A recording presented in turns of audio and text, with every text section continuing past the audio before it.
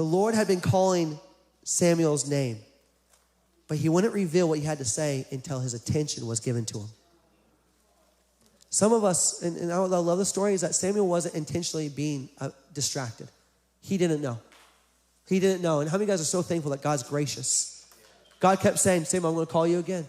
Samuel, I'm going to call you again. Samuel, I'm going to call you again.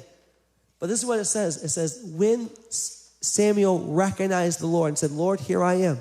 You have my attention. Then the Lord spoke to him. This is not crazy revelation, by the way, today. But what I've realized is how many of us are paying attention to all the wrong things. And we're starving in our revelation from the Lord. I wrote down here some ways that you and I don't have much more to talk about, truthfully, but some of the ways that you and I can get our attention on the Lord.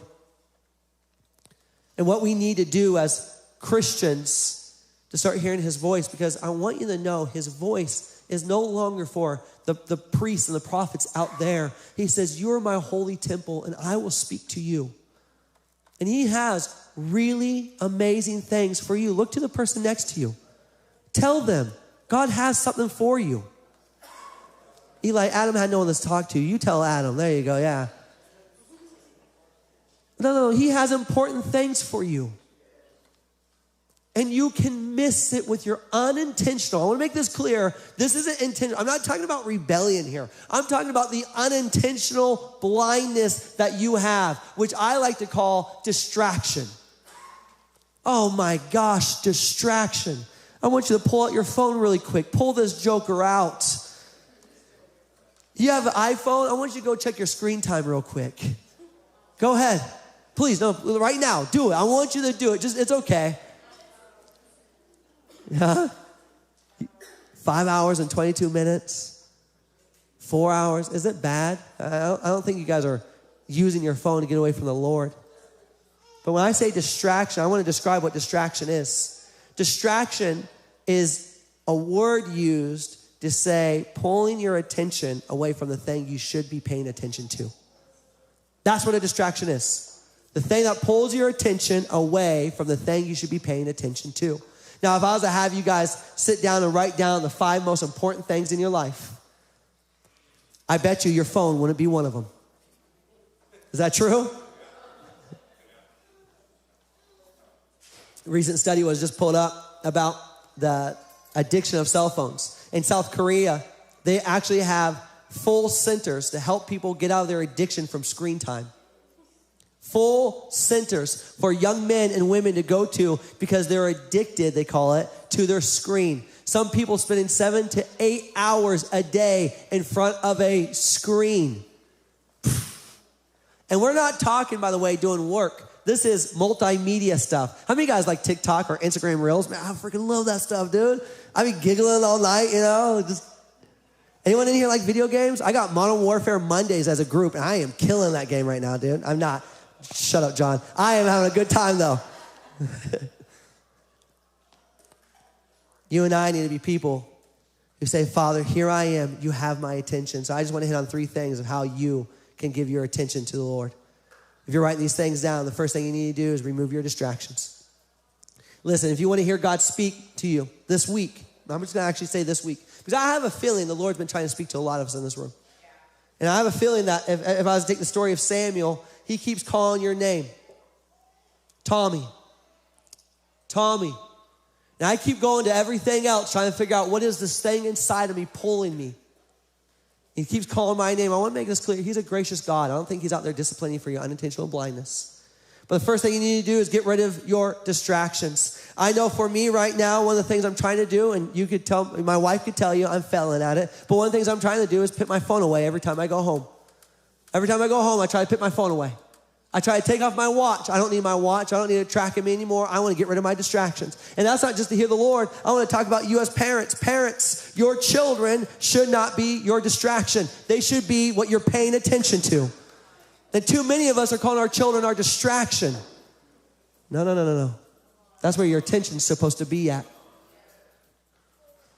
Get rid of your distractions. The Lord says this in Matthew. He says, man, if your eye causes you to sin, Just so you know, sin is keeping your eyes off the things of the Lord and putting them on the things of you.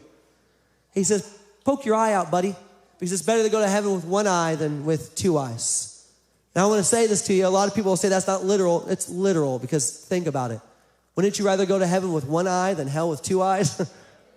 Yeah, that's a literal description. He's saying, he's not telling you necessarily. That's not a commandment, but that's a real thing. It's better to go to heaven.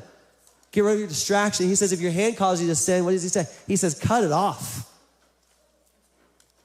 If this phone's keeping you from the Lord, put it down. If your screens are keeping you from the Lord, put it down.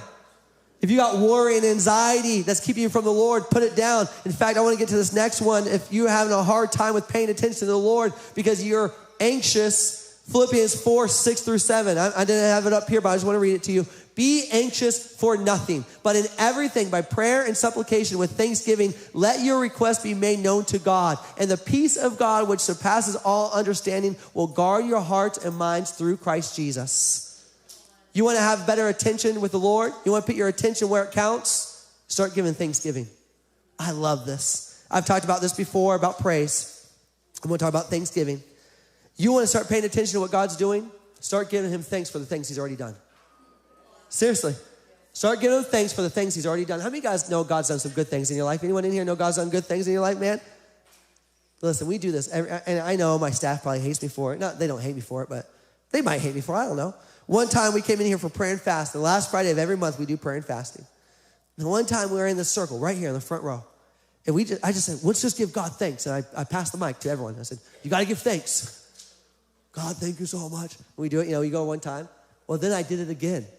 You get all the best things out first, So eventually, like, God, thank you for air, And we got through it, and I was like, well, I just feel like we should do it again.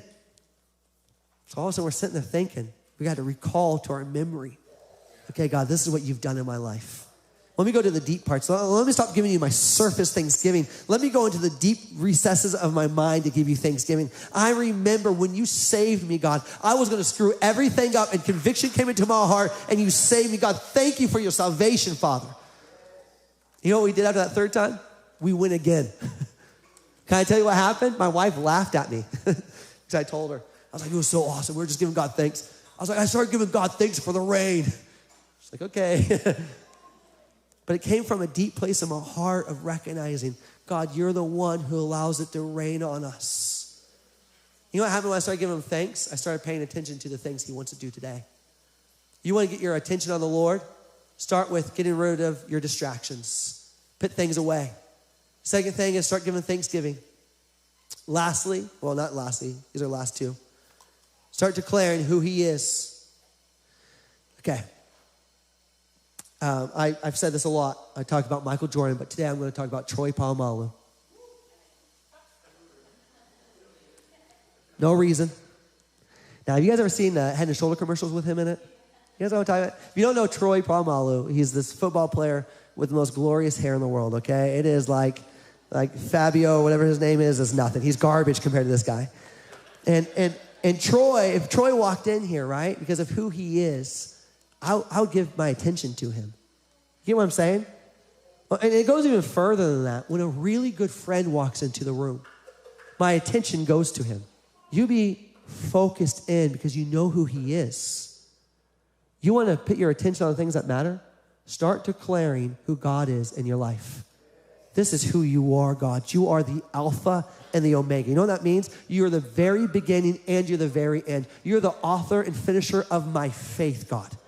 You see, when you start, if you have an attention problem, I'm going to tell you right now, I think a lot of us do. If you have an attention problem, this is what you do. Remove your distractions, start giving thanksgiving, and start declaring who he is. And let me just tell you why you declare who he is. He doesn't need a reminder of who he is. You need to remind yourself of who he is.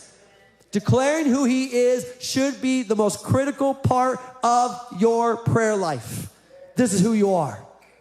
God, you are the God above all gods. You're the King of all kings. Oh, Father, you created man out of dust. I am but dust before you. Your attention will be given to the one you declare.